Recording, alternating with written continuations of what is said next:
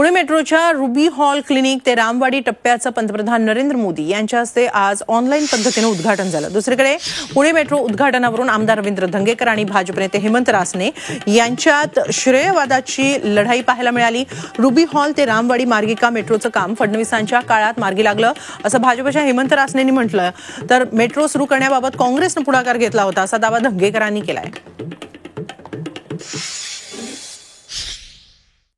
सार्वजनिक वाहतुकीला वळण लावण्याचं, त्याला दिशा देण्याचं, प्रदूषण मुक्त वाहतूक देण्याचं काम या आदरणीय देवेंद्रजी फडणवीस, मोदी साहेब, महायुती सरकार आणि केंद्रातील एनडीए सरकारच्या माध्यमातून झालेलं आहे।